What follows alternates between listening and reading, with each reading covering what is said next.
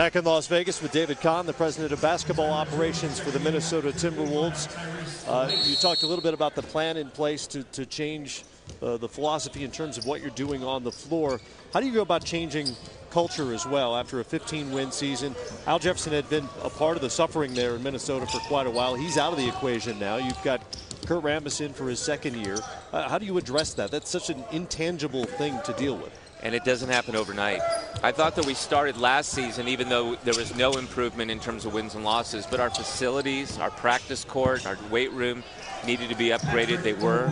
We modernized our players' lounge. We did new things that had never been done before in terms of, things that are just done in the NBA by routine but weren't being done in Minnesota. We have breakfast and lunch now, before and after practice.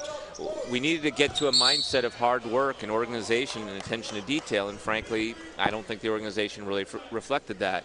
But you can't just snap your fingers and say, oh, we're going to be a better culture now. It takes months, years of doing things in a routine and a disciplined fashion before you really have that. And you do have to start having some success on the court for everybody to really buy into it. And I think that we'll be better this year.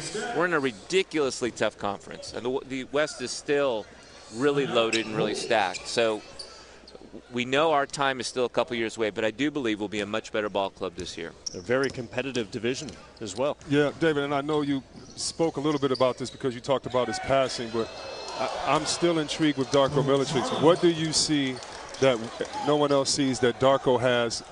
What do you see that he brings to the table and that can come out under your team?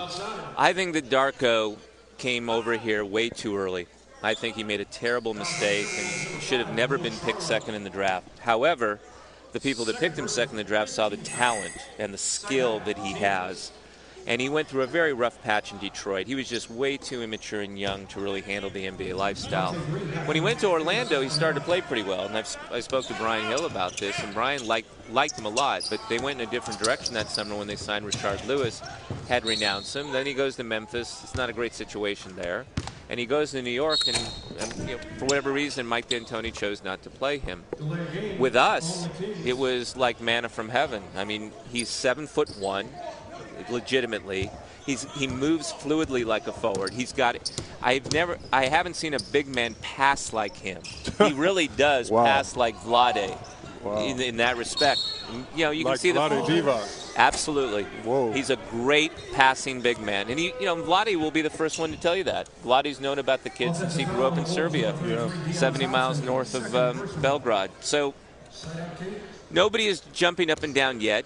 What Darko needs to do is put a whole season together, but he's gotten married. He has a boy. I think that he's much more mature than he was when he broke in the league, and we expect him to have a decent little season. And I think he has a great chance of being our starting center. Yeah, and I asked that question, not thinking of him the way that you did, but one thing that, every guy that's played this game knows is that all it takes is for someone to believe in you and put you in a position for success. So I'll definitely be looking forward to watching his growth with you guys this year. Well, and I think that your career is somewhat indicative. I mean, what year was it that you really felt like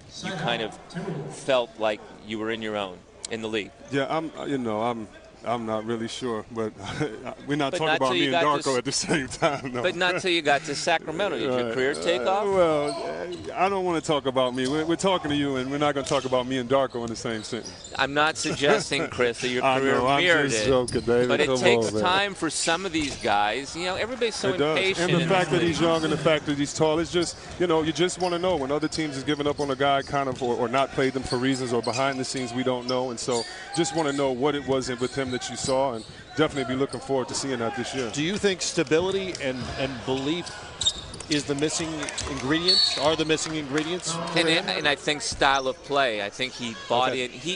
The type of game that Kurt plays for some people is hard to kind of pick up. We play a lot of elements of the triangle, and a lot of the things that Chris's team ran in Sacramento had some of those elements. It took Darko 2 days to pick up what many of the players needed literally 2 months to pick up. The NBA will be watching. David, we appreciate the time. David Kahn, president of basketball operations for the Minnesota Timberwolves. Thank you very much for having me. Join us here at the Cox Pavilion. Good luck. Your T-Wolves up by 1 here in the second quarter. Back with more after this.